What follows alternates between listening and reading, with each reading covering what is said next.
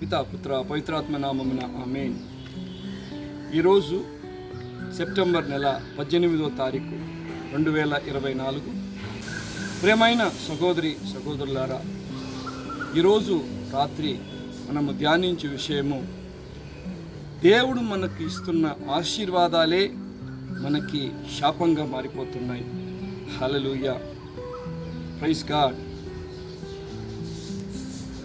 ఏదెను తోటలో సంతోషమైన ఆశీర్వాదమైన జీవితం ఉంటుంది అని ఆదాం యెహోవాకి దేవుడు ఇచ్చిన ఆశీర్వాదమే వాళ్ళు చేసిన తప్పిదాల వల్ల, పొరపాట్ల వల్ల పాపాలు శాపాలు కట్టుకునేది మనము చూస్తున్నాము.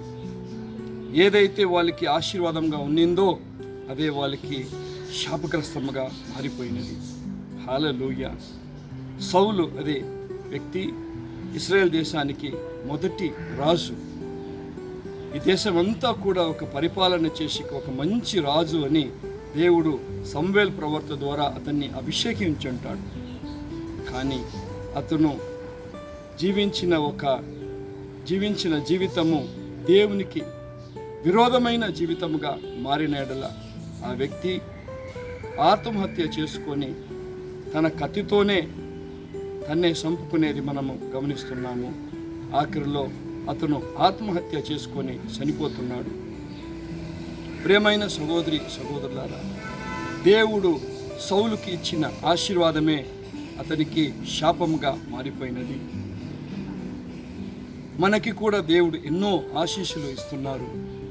కొంతమందిని మంచి ఒక ఉద్యోగస్తుడుగాను గవర్నమెంట్ జాబ్ ఇచ్చి దేవుడు ఆశీర్వదించి ఉన్నాడు. కొంతమందికి మంచి బిజినెస్ ఇచ్చి ఆశీర్వదించి ఉన్నాడు. మన వ్యక్తిగత జీవితము, మన స్పిరిచువల్ లైఫ్, ఆత్మీయ జీవితము ఎంత బలంగా ఉందో అప్పుడు వరకే ఈ యొక్క ఆశీర్వాదము.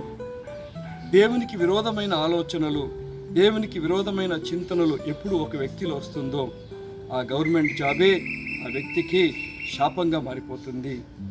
ఆయన చేస్తున్న బిజినెస్సే ఆ వ్యక్తికి శాపగ్రస్తం అయ్యేది మనం చూస్తున్నాము. ఆశీర్వాదాన్ని ఆఖరి వరకు స్థిరంగా పెట్టుకునేదే ఒక వ్యక్తి ప్రార్థన పైన ఆధారపడి ఉన్నది. ఏలియా ప్రవక్తకి దేవుడిచ్చిన ఆశీర్వాదము, ఆత్మతోనూ శరీరముతోనూ పరలోకానికి నేను నిన్ను ఆరోహణంగా తీసుకొని వెళ్తానని. కానీ ఆ వ్యక్తే భయపడి ప్రార్థన చేస్తాడు, ఓ దేవా, నాకు ఎప్పుడు మరణం వస్తుంది, నేను చనిపోవాలి అని ఏలియా ప్రవక్త ప్రార్థన చేసేది మనము గమనిస్తున్నాము.